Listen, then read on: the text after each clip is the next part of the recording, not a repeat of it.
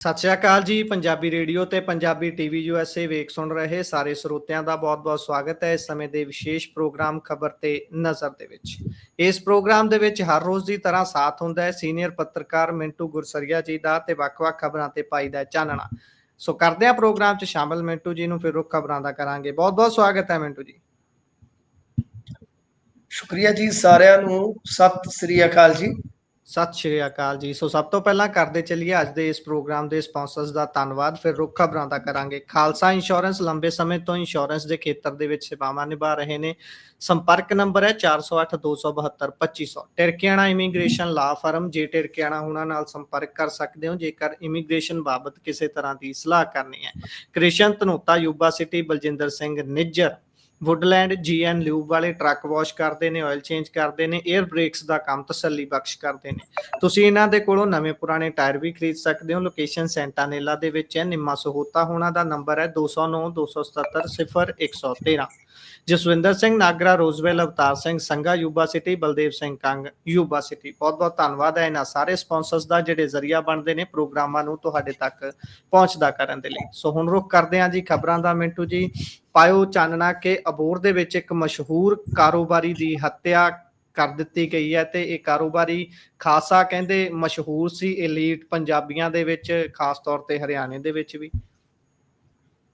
ਬਿਲਕੁਲ ਬਿਲਕੁਲ ਜੀ, ਇਹ ਵੈਸੇ ਤੇ ਪੇਸ਼ੇ ਤੋਂ ਦਰਜੀ ਸਨ ਕਹਿ ਲੋ ਜੀ, ਪਰ ਇੰਨਾ ਕੰਮ ਸੀ ਇਹਨਾਂ ਦਾ, ਇੰਨਾ ਕੰਮ ਸੀ ਕਿ ਤੁਸੀਂ ਹਿਸਾਬ ਲਾ ਲਓ ਕੀ ਨੇਤਾ ਕੀ ਅਭਿਨੇਤਾ।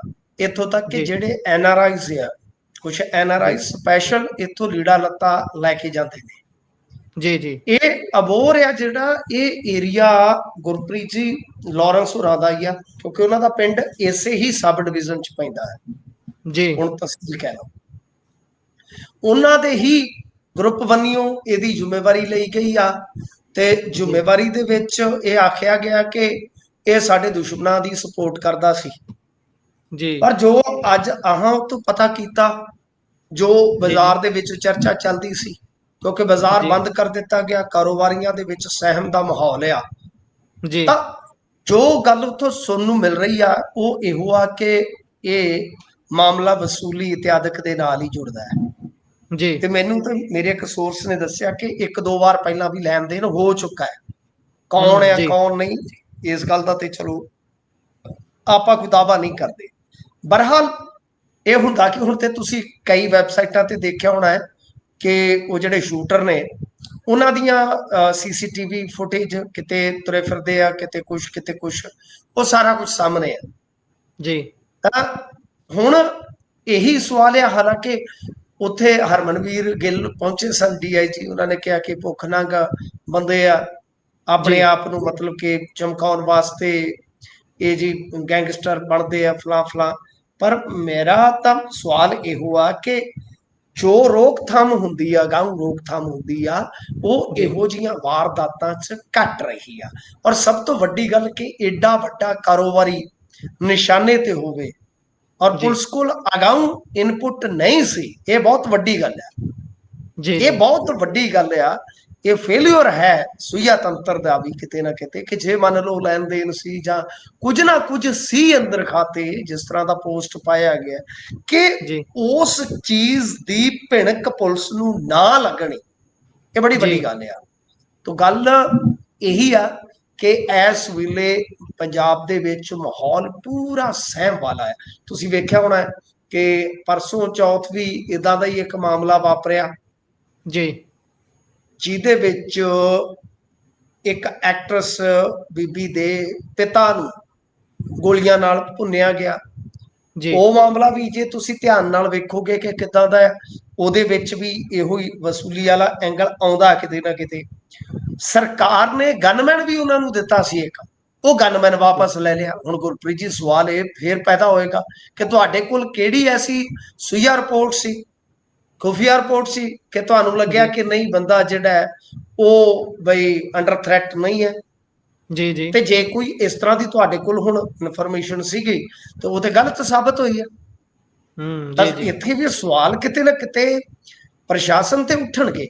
ਪਰ ਮੇਰੇ ਖਿਆਲ ਦੇ ਨਾਲ ਗੁਰਪ੍ਰੀਤ ਜੀ ਇੱਕ ਵੇਖਣਯੋਗ ਗੱਲ ਹੈ ਜੀ ਕਿ ਇਹੋ ਜਿਹੇ ਮਾਮਲੇ ਦੇ ਵਿੱਚ ਮਾਨ ਸਾਹਿਬ ਜਾਂ ਉਹਨਾਂ ਦੀ ਸਰਕਾਰ ਜਿਹੜੀ ਆ ਨਾ, ਕੋਈ ਜ਼ਿਆਦਾ ਸੰਜੀਦਗੀ ਨਹੀਂ ਦਿਖਾ ਰਹੇ। ਜੀ ਜੀ ਮਤਲਬ ਕਿ ਉਹ ਇੱਕੋ ਹੀ ਰਟਿਆ ਰਟਾਇਆ ਜਵਾਬ ਹੁੰਦਾ ਹੈ ਜੀ, ਸਾਡੀ ਪੁਲਿਸ ਜਵਾਬੀ ਕਾਰਵਾਈ ਕਰਦੀ ਆ, ਬੰਦੇ ਫੜ ਵੀ ਲੈਂਦੀ। ਉਹ ਦੇਖੋ ਰੂਟੀਨ ਆ, ਪੁਲਿਸ ਦੀ ਜੀ ਰੂਟੀਨ ਆ ਕਿ ਠੀਕ ਆ, ਪੁਲਿਸ ਅੱਛਾ ਕੰਮ ਕਰ ਲੈਂਦੀ ਆ। ਕਈ ਕੇਸਾਂ ਦੇ ਵਿੱਚ ਮਾਮਲਾ ਟਰੇਸ ਕੀਤਾ, ਉਸ ਤੋਂ ਬਾਅਦ ਚਲੋ ਸ਼ੂਟਰ ਗ੍ਰਿਫਤਾਰ ਹੋ ਗਏ, ਠੀਕ ਆ।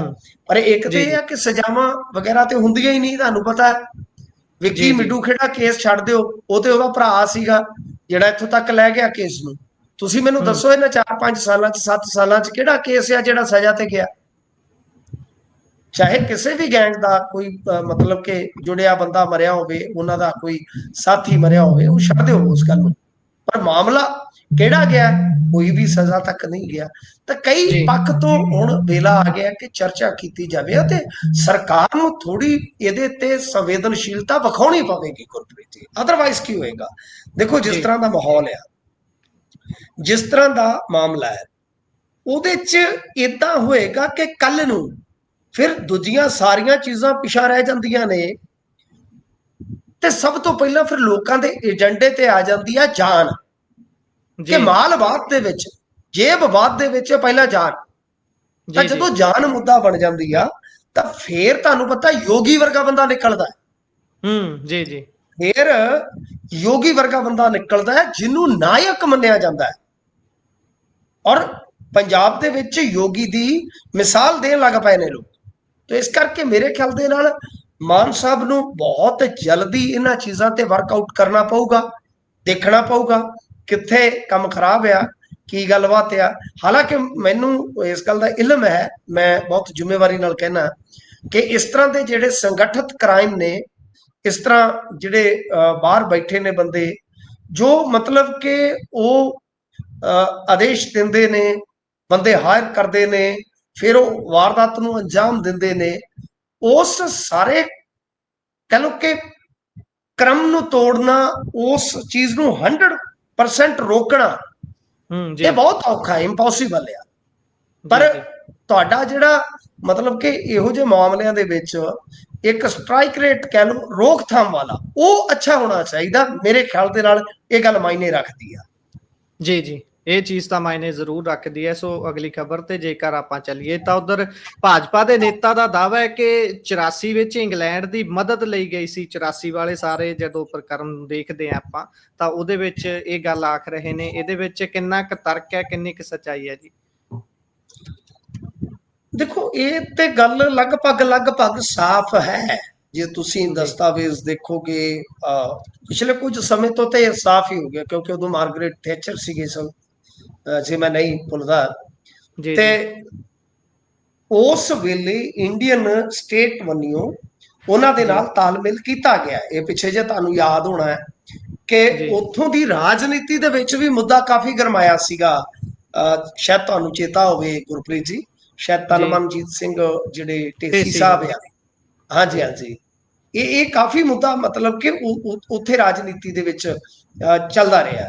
ਤਾਂ ਬਹਰਹਾਲ ਇਹ ਹੁਣ ਭਾਜਪਾ ਨੇ ਚੁੱਕਿਆ ਜੀ, ਨਿਸ਼ੀਕਾਂਤ ਦੁਬੇ ਨੇ। ਅੱਛਾ, ਭਾਜਪਾ ਦੇ ਨਾਲ ਜੁੜੀ ਮੈਂ ਤੁਹਾਨੂੰ ਇੱਕ ਵੱਡੀ ਅਪਡੇਟ ਦੇ ਦੇਵਾਂ, ਇਸ ਗੱਲ ਨੂੰ ਰੋਕ ਕੇ ਆਪਾਂ ਇੱਕ ਵਾਰੀ ਵਿਰਾਮ ਤੇ ਲੈ ਜਾਂਦੇ ਹਾਂ, ਕਿ ਕਾਰਜਕਾਰੀ ਪ੍ਰਧਾਨ ਅਸ਼ਵਨੀ ਸ਼ਰਮਾ ਨੂੰ ਲਾ ਦਿੱਤਾ ਗਿਆ ਸੁਨੀਲ ਜਾਖੜ ਜੀ ਦੀ ਜਗ੍ਹਾ ਤੇ।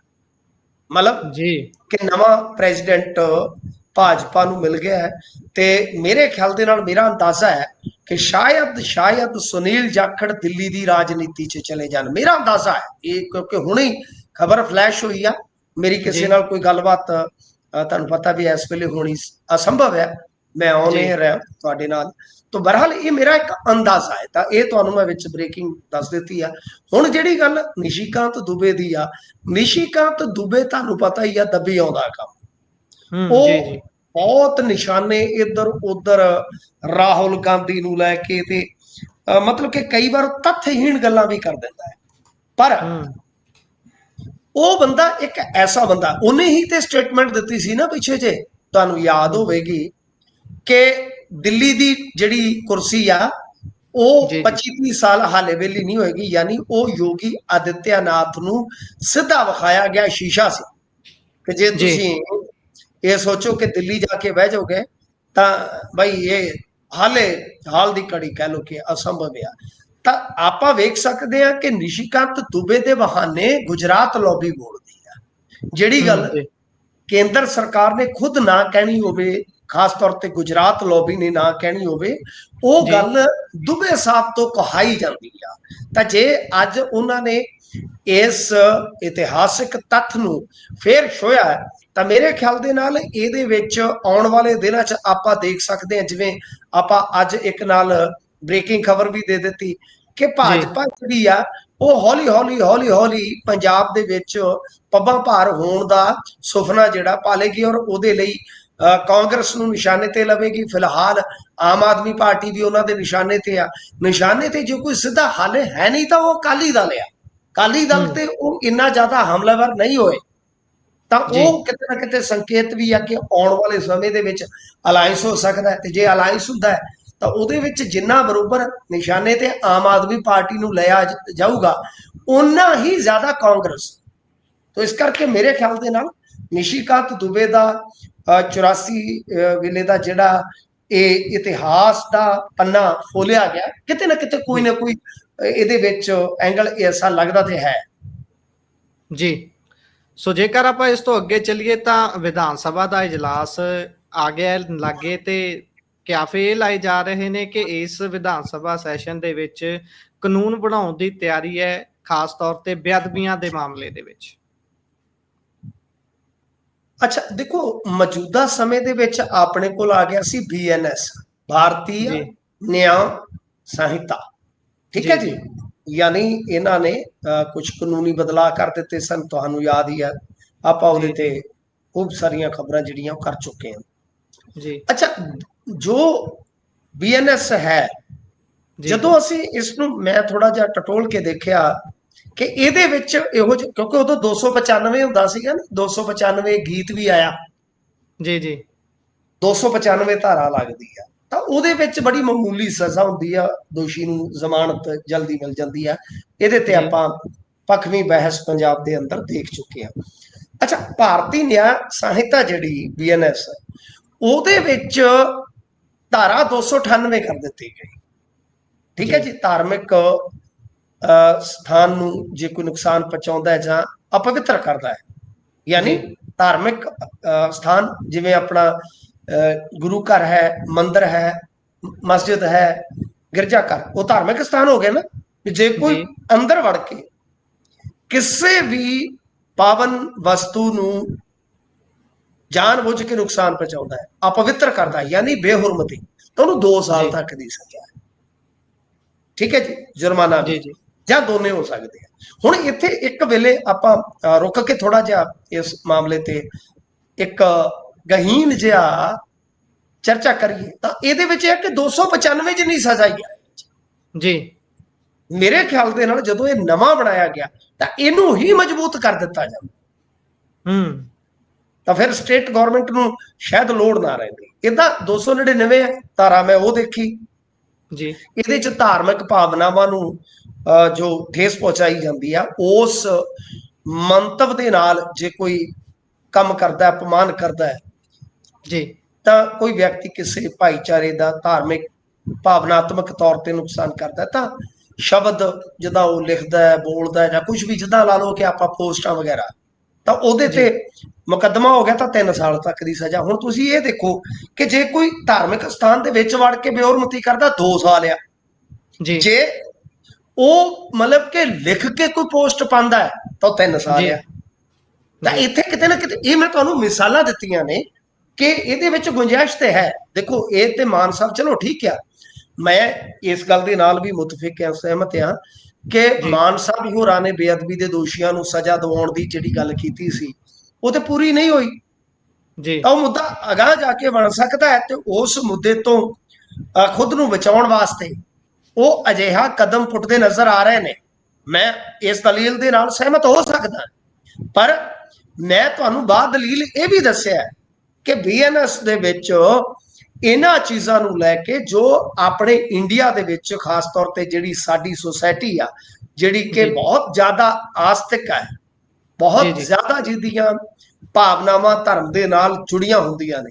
ਤਾਂ ਉਸ ਸਮਾਜ ਦੇ ਵਿੱਚ ਜੇ ਕੋਈ ਇਸ ਤਰ੍ਹਾਂ ਦੀ ਬਹੁਤ ਹੀ ਹਿਰਦੇ ਵਿਦਿਅਕ ਘਟਨਾ ਨੂੰ ਅੰਜਾਮ ਦਿੰਦਾ ਹੈ ਤਾਂ ਉਹਦੇ ਵਾਸਤੇ ਬੀਐਨਐਸ ਦੇ ਵਿੱਚ ਵੀ ਇਹਨਾਂ ਨੇ ਸਜ਼ਾਵਾਂ ਕੋਈ ਸਖਤ ਨਹੀਂ ਕੀਤੀਆਂ। ਲਿਹਾਜ਼ਾ ਜੋ ਮੈਨੂੰ ਪਤਾ ਲੱਗ ਰਿਹਾ ਹੈ, ਜਿੰਨੀ ਕੋਈ ਜਾਣਕਾਰੀ ਮਿਲ ਰਹੀ ਆ, ਕਿ ਇਹ ਇਦਾਂ ਦਾ ਲਿਆ ਰਹੇ ਨੇ ਮਸੌਦਾ ਕਿ ਇਹਨੂੰ ਉਮਰ ਕੈਦ ਤੱਕ ਖੜਿਆ ਜਾਵੇ ਜਾਂ ਜੀ ਸਜ਼ਾ ਜਿਹੜੀ ਉਹ ਕੋਈ 10। ਉਹ ਤਾਂ ਹੁਣ ਦੇਖੋ ਇਹਨਾਂ ਦੇ ਜਿਹੜੇ ਕਾਨੂੰਨਦਾਨ ਆ, ਜਿਹੜੇ ਮਤਲਬ ਕਿ ਐਡਵੋਕੇਟ ਜਨਰਲ ਟੀਮ 'ਚ ਬੈਠੇ ਨੇ, ਉਹਨਾਂ ਨੇ ਜੀ ਵੇਖਣਾ ਹੈ ਕਿ ਕੀ ਕੀਤਾ ਜਾ ਸਕਦਾ ਹੈ। ਤਾਂ ਉਸ ਤੋਂ ਬਾਅਦ ਕੇਂਦਰ ਦੀ ਮਨਜ਼ੂਰੀ ਮਿਲਣੀ ਹੈ, ਕਿਉਂਕਿ ਕਨਕਰੈਂਟ ਲਿਸਟ ਦੇ ਵਿੱਚ ਆਉਂਦਾ ਹੈ ਨਾ ਮਾਮਲਾ। ਜੀ ਜੀ ਤਾਂ ਸੂਬਾ ਸਰਕਾਰ ਵੀ ਬਣਾ ਸਕਦੀ ਹੈ ਤੇ ਸਟੇਟ ਸਰਕਾਰ ਵੀ ਇੰਡੀਆ ਗਵਰਨਮੈਂਟ ਵੀ ਬਣਾ ਸਕਦੀ ਹੈ, ਸੂਬਾ ਸਰਕਾਰ ਵੀ ਬਣਾ ਸਕਦੀ ਆ। ਤਾਂ ਇਹ ਹੁਣ ਵੇਖਣਾ ਹੋਏਗਾ ਕਿ ਕਿੰਨੀ ਕਰਦੇ ਆ। ਤਾਂ ਬਹਰਹਾਲ ਅੱਜ ਇਹਨਾਂ ਨੇ ਇੱਕ ਕੈਬਨਿਟ ਦੀ ਮੀਟਿੰਗ ਵੀ ਲਈ ਆ, ਜੀ ਜਿਹੜੀ ਕਿ ਇਸ ਗੱਲ ਤੇ ਆ ਕੇ ਖਤਮ ਹੋਈ ਕਿ 2 ਪ੍ਰਾਈਵੇਟ ਯੂਨੀਵਰਸਿਟੀਆਂ ਨੂੰ ਮਨਜ਼ੂਰੀ ਮਿਲ ਗਈ ਆ। ਠੀਕ ਜੀ ਹੈ ਜੀ, ਇੱਕ ਹੁਸ਼ਿਆਰਪੁਰ ਆ ਗਈ ਤੇ ਇੱਕ ਮੇਰੇ ਖਿਆਲ ਦੇ ਨਾਲ ਝੰਜੇੜੀ ਦੇ ਵਿੱਚ ਆ ਗਈ। ਤੇ ਜੀ ਇਸ ਤੋਂ ਇਲਾਵਾ ਕਿਲ੍ਹਾ ਰਾਏਪੁਰ ਦੀਆਂ ਖੇਡਾਂ ਦੇ ਵਿੱਚ ਬੈਲਾਂ ਦੀ ਜਿਹੜੀ ਦੌੜ ਆ ਉਹਨੂੰ ਦੁਬਾਰਾ ਸ਼ੁਰੂ ਕਰਨ ਵਾਸਤੇ ਕਹਿੰਦੇ ਆ ਕਿ ਐਕਟ ਪਾਸ ਕੀਤਾ ਜਾਊਗਾ। ਜੀ ਫਿਰ 3600 ਟੀਚਰਾਂ ਦੀ ਭਰਤੀ ਨੂੰ ਮਨਜ਼ੂਰੀ ਜਿਹੜੀ ਆ ਉਹ ਮਿਲ ਗਈ ਆ। ਇਹ ਵੀ ਇੱਕ ਜੀ ਕਹ ਲਓ ਕਿ ਅਹਿਮ ਗੱਲ ਆ। ਤੇ ਇੱਕ ਮਹੱਤਵਪੂਰਨ ਮਾਮਲਾ ਇਹ ਆ ਕਿ ਬੀਬੀਐਮਪੀ ਦੇ ਵਿੱਚ ਜੋ CISF ਦਾ ਸੀਗਾ ਕਿ ਉਹ ਅਸੀਂ ਨਹੀਂ ਲੱਗਣ ਦਿਆਂਗੇ, ਐਸਾ ਵੀ ਆਉਣ ਵਾਲੇ ਦਿਨਾਂ ਦੇ ਵਿੱਚ ਮਤਾ ਜਿਹੜਾ ਉਹ ਲਿਆਂਦਾ ਜਾ ਸਕਦਾ ਹੈ। ਕਿਉਂਕਿ ਚੰਨੀ ਸਾਹਿਬ ਦੇ ਵੇਲੇ ਦੱਸਦੇ ਆ ਕਿ ਇੱਕ ਪੱਤਰ ਜਿਹੜਾ ਸਹਿਮਤੀ ਪੱਤਰ ਸੀਗਾ ਜਿਹੜਾ ਬੀਬੀਐਮਬੀ ਤੇ ਸਿਕਿਉਰਿਟੀ ਦੇ ਵਾਸਤੇ ਦੇ ਦਿੱਤਾ ਗਿਆ ਸੀ, ਤਾਂ ਹੁਣ ਇਸ ਲੈਟਰ ਨੂੰ ਵੀ ਵਾਪਸ ਲੈ ਲਿਆ। ਤਾਂ ਦੇਖੋ ਹੁਣ ਇਹਦੇ ਵਿੱਚ ਜਿਹੜਾ ਐਕਟ ਲਿਆਉਂਦੇ ਆ ਉਹਦੇ ਤੇ ਅੱਗੇ ਜਾ ਕੇ ਕੀ ਕਾਰ ਵਿਹਾਰ ਹੁੰਦਾ ਹੈ ਜੀ। ਜੀ ਸੋ ਵੇਖਾਂਗੇ ਇਹਦੇ ਅੱਗੇ ਜਾ ਕੇ ਹੁਣ ਬਣਦਾ ਕੀ ਹੈ। ਅਗਲੀ ਖਬਰ ਤੇ ਜੇਕਰ ਆਪਾਂ ਚੱਲੀਏ ਤਾਂ ਕਹਿੰਦੇ ਵੀ ਲੈਂਡ ਪੂਲਿੰਗ ਦੇ ਵਿਰੁੱਧ ਹੁਣ ਕਿਸਾਨ ਵੀ ਨਿੱਤਰਨੇ ਸ਼ੁਰੂ ਹੋ ਗਏ ਸੀ। ਪਹਿਲਾਂ ਤਾਂ ਆਪੋ ਆਪਣੇ ਕੰਮਾਂ ਦੇ ਵਿੱਚ ਬੀਜੀ ਸੀ ਜਾਂ ਫਿਰ ਝੋਨਾ ਲਾਉਣ ਦਾ ਸਮਾਂ ਸੀ ਬਹੁਤ, ਤੇ ਹੁਣ ਕਿਹੜੀਆਂ ਕਿਸਾਨ ਜਥੇਬੰਦੀਆਂ ਨਿੱਤਰ ਗਈਆਂ ਨੇ ਜੀ ਮੈਦਾਨ 'ਚ? ਦੇਖੋ ਅੱਜ ਲੁਧਿਆਣੇ ਧਰਨੇ ਤੇ ਬੈਠੇ ਸਨ ਕਿਸਾਨ। ਇਸ ਤੋਂ ਇਲਾਵਾ ਮੈਂ ਅਯਾਲੀ ਸਾਹਿਬ ਨੂੰ ਵੀ ਦੇਖ ਰਿਹਾ ਸੀਗਾ, ਉਹ ਵੀ ਕਿਤੇ ਸੰਬੋਧਨ ਕਰ ਰਹੇ ਸੀਗੇ। ਤਾਂ ਹੌਲੀ ਹੌਲੀ ਜਿਵੇਂ ਤੁਸੀਂ ਕਿਹਾ ਕਿ ਧਰਨੇ ਦੇ ਵਿੱਚ ਕਿਸਾਨ ਪਹੁੰਚਣੇ ਸਟਾਰਟ ਹੋ ਗਏ ਆ। ਇਹਦੇ ਚ ਮਲਕ, ਪੂਨਾ, ਅਲੀਗੜ੍ਹ, ਅਗਵਾੜ, ਗੁਜਰਾ, ਇਹ ਜਿਹੜੇ ਜਗਰਾਉਂ ਏਰੀਏ ਦੇ ਹੈਗੇ ਨੇ ਕੁਝ ਕਿਸਾਨ, ਜਿਨ੍ਹਾਂ ਦੀ ਸ਼ਾਇਦ 500 ਕਿੱਲੇ ਜ਼ਮੀਨ ਜਿਹੜੀ ਆ ਉਹ ਇਸ ਪ੍ਰਸਤਾਵਿਤ ਪ੍ਰੋਜੈਕਟ ਦੇ ਵਿੱਚ ਆ ਰਹੀ ਆ। ਤਾਂ ਹੁਣ ਇਹਨਾਂ ਨੇ ਇਹ ਨਿਰਣਾ ਕੀਤਾ ਹੈ ਕਿ ਬਈ ਦੇਖੋ ਗੱਲ ਇਹ ਆ ਕਿ ਹਾਈਜੈਕ, ਇੱਕ ਤਾਂ ਨਾ ਉਹ ਤੁਹਾਨੂੰ ਪਤਾ ਹੀ ਆ ਕਿ ਇਹ ਸ਼ਬਦ ਬੜਾ ਇਸਤੇਮਾਲ ਕੀਤਾ ਜਾਂਦਾ ਹੈ। ਕਿਸਾਨਾਂ ਨੇ ਇੱਕ ਤੇ ਇਹ ਕੰਮ ਕੀਤਾ ਹੈ ਕਿ ਜਿੰਨੇ ਵੀ ਦਲ ਨੇ ਆਮ ਆਦਮੀ ਪਾਰਟੀ ਨੂੰ ਛੱਡ ਕੇ ਸਾਰਿਆਂ ਨੂੰ ਸੱਦਾ ਦਿੱਤਾ ਹੈ। ਭਾਰਤੀ ਕਿਸਾਨ ਯੂਨੀਅਨ ਨੇ ਵੀ ਧਰਨੇ ਨੂੰ ਸਮਰਥਨ ਦਿੱਤਾ। ਬੇਸਿਕਲੀ ਜਥੇਬੰਦੀਆਂ ਨਹੀਂ, ਇਹ ਲੋਕਲ ਫਾਰਮਰ ਆ ਜਿਹੜੇ ਉਹ ਧਰਨੇ ਤੇ ਆਏ ਨੇ ਸਭ ਤੋਂ ਪਹਿਲਾਂ ਇਸ ਪ੍ਰੋਜੈਕਟ ਦੇ ਖਿਲਾਫ। ਤੇ ਨਾਲ ਅੱਜ ਦੇ ਧਰਨੇ 'ਚ ਕਿਤੇ ਨਾ ਕਿਤੇ ਫਿਰ ਜਿਵੇਂ ਮੈਂ ਤੁਹਾਨੂੰ ਕਿਹਾ ਕਿ ਉਹ ਹਾਈਜੈਕ ਦਾ ਡਰ ਹੁੰਦਾ ਹੈ। ਇਹਨਾਂ ਨੇ ਭਾਜਪਾ ਵਾਲੇ ਨੇਤਾਵਾਂ ਤੇ ਦੋਸ਼ ਲਾਇਆ ਵੀ ਆ ਕਿ ਨੇਤਾਵਾਂ ਨੇ ਪਿੰਡਾਂ ਤੇ ਜੀਟੀ ਰੋਡ ਤੇ ਕੁਝ ਸਰਪੰਚਾਂ ਦੀਆਂ ਤਸਵੀਰਾਂ, ਫਲੈਕਸ ਬੋਰਡ ਇਤਿਆਦਿਕ ਲਾ ਕੇ ਧਰਨੇ ਨੂੰ ਆਪਦਾ ਦੱਸਿਆ, ਜਦ ਕਿ ਸੱਚ ਨਹੀਂ। ਠੀਕ ਹੈ ਨਾ ਜੀ। ਸੋ ਉਹੀ ਚੀਜ਼ ਆ ਜਾਂਦੀ ਆ। ਹੁਣ ਦੇਖੋ ਲੈਂਡ ਪੂਲਿੰਗ ਦਾ ਜਿਹੜਾ ਮਾਮਲਾ ਹੈ ਨਾ, ਉਹ ਗੁਰਪ੍ਰੀਤ ਜੀ ਅੱਗੇ ਗਰਮਾਏਗਾ। ਲੈਂਡ ਪੂਲਿੰਗ ਦਾ ਜਿਹੜਾ ਮੈਂ ਮਤਲਬ ਕਿ ਸਮਝਦਾ ਵਾਂ, ਜਿਹੜਾ ਚਰਚਾ ਦਾ ਵਿਸ਼ਾ ਬਣਨਾ ਵੀ ਚਾਹੀਦਾ ਹੈ, ਇਹ ਜ਼ਰੂਰੀ ਵੀ ਹੋ ਜਾਂਦਾ ਹੈ। ਉਹਦੇ ਵਿੱਚ ਦੋਏ ਪੱਖ ਨੇ। ਇੱਕ ਤੇ ਹੁੰਦਾ ਕਿ ਤੁਹਾਡਾ ਬਈ ਜਿਹੜਾ ਸਮਰਥਨ ਦੇ ਵਿੱਚ ਹੁੰਦਾ ਲੈਂਡ, ਉਹ ਪੱਖ ਕੀ ਕਹਿੰਦਾ, ਉਹ ਪੱਖ ਤੁਸੀਂ ਸੁਣੀ ਲਿਆ ਕਿ ਸਰਕਾਰ ਕਹਿੰਦੀ ਹੈ ਵੀ ਹੁਣ ਜਿੱਦਾਂ ਇੱਕ ਮੈਂ ਲੌਜੀਕਲੀ ਦੱਸਾਂ, ਮੰਨ ਲਓ ਕਿ 1 ਏਕੜ ਹੈ, ਉਹਦੀ ਉਦਾਂ ਕੀਮਤ ਜਿਹੜੀ ਆ ਉਹ ਲਾ ਲਓ ਕੋਈ ਬਾਜ਼ਾਰੂ ਰੇਟ ਆ ਜਿਹੜਾ ਚੱਲਦਾ ਮਾਰਕੀਟ ਦਾ ਕੋਈ 40 ਲੱਖ 50 ਲੱਖ। ਤਾਂ ਇਹਨਾਂ ਦਾ ਦਾਅਵਾ ਹੈ ਕਿ ਉਹ ਜ਼ਮੀਨ ਮੁੱਲ ਪੈ ਕੇ ਜਦੋਂ ਚਲੇ ਜਾਏਗੀ, ਡਿਵੈਲਪ ਹੋ ਜਾਏਗੀ, ਤੁਹਾਨੂੰ ਜਿਹੜੀ ਉਹਦੇ ਚੋਂ ਪ੍ਰਾਪਰਟੀ ਮਿਲੇਗੀ ਉਹ 4 ਕਰੋੜ 4.5 ਕਰੋੜ ਉਹਦਾ ਮੁੱਲ ਪੈ ਜਾਏਗਾ। ठीक है ना जी। इस तरह मतलब कि जिदा ला लो कि भाई गल ये आ कि 1 किले के हिसाब नाल वो दसदी है ना तुहानू कि एक SEO दे देंगे, एक रहायशी प्लाट दे देंगे 200 वर्ग गज का, जी मतलब किदा कुछ SEO होएगा तो कुछ घर इतिहासक रहायशी प्लाट।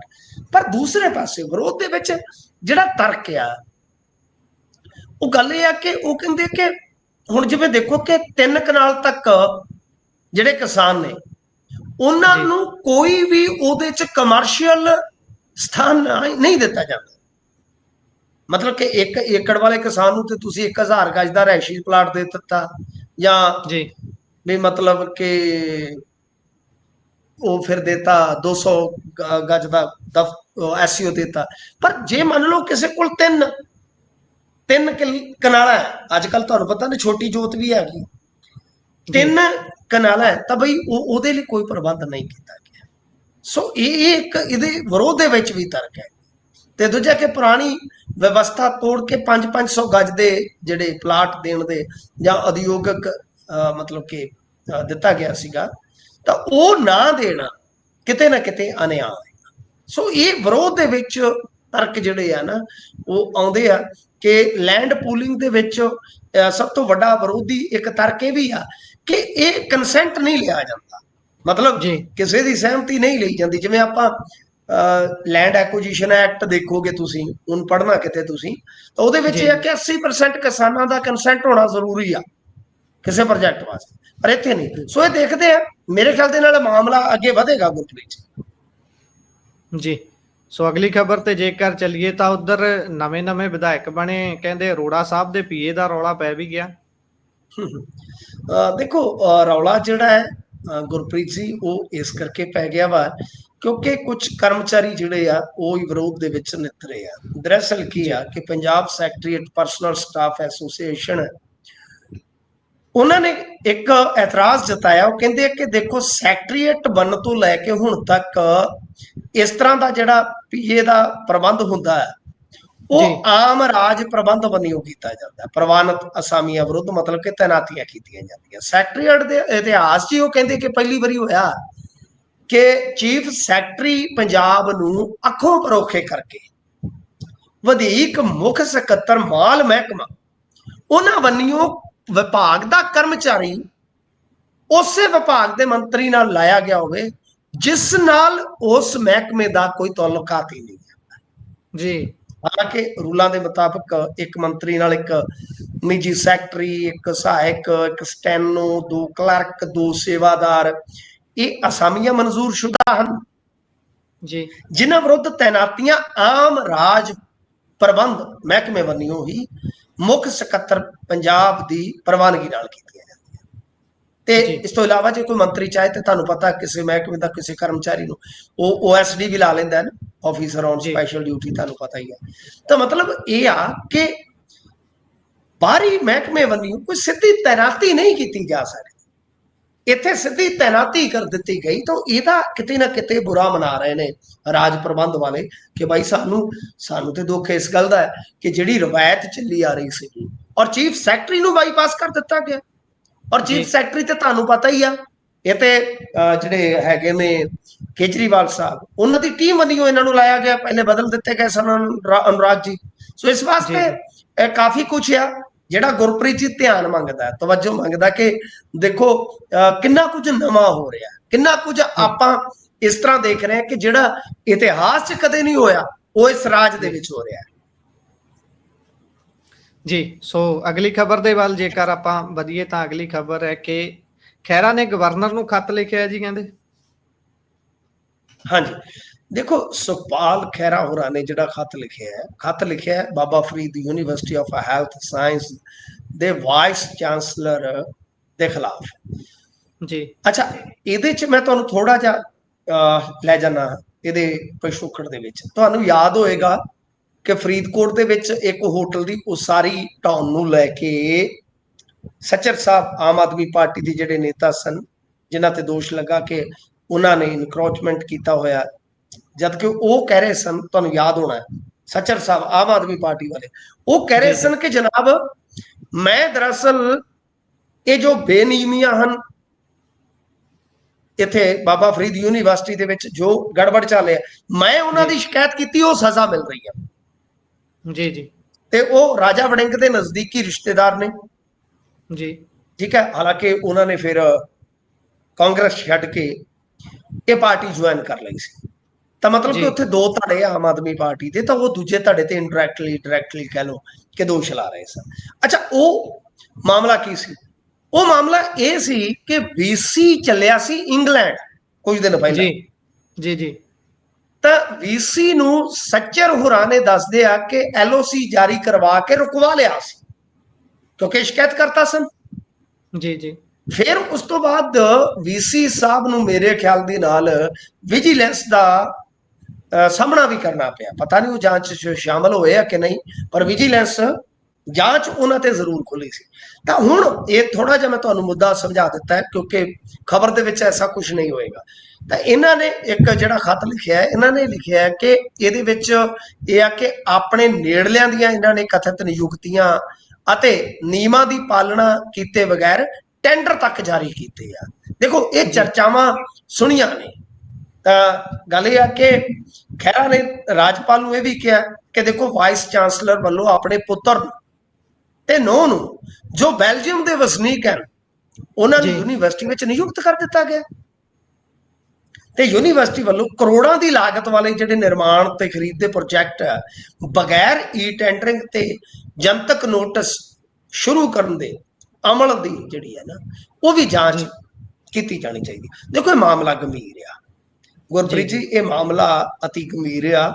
ਇਹਦੇ ਵਿੱਚ ਸਰਕਾਰ ਨੂੰ ਜਲਦੀ ਤੋਂ ਜਲਦੀ ਜਾਂਚ ਕਰਵਾਉਣੀ ਚਾਹੀਦੀ ਹੈ, ਮੇਰਾ ਇਹ ਮੰਨਣਾ ਹੈ। ਇਹ ਬਹੁਤ ਮਸਲਾ ਜਿਹੜਾ ਹੈ ਨਾ, ਇਹ ਗੰਭੀਰ ਆ। ਗੰਭੀਰਤਾ ਉਚੇਰੀ ਸਿੱਖਿਆ ਨਾਲ ਜੁੜਿਆ, ਇੱਕ ਬਹੁਤ ਪਾਏਦਾਰ ਵਿਦਿਅਕ ਸੰਸਥਾਨ ਦੇ ਨਾਲ ਜੁੜਿਆ। ਸੋ ਇਹਦੇ ਤੇ ਸਰਕਾਰ ਨੂੰ ਐਕਸ਼ਨ ਤੁਰੰਤ ਲੈਣਾ ਚਾਹੀਦਾ ਹੈ ਜੀ।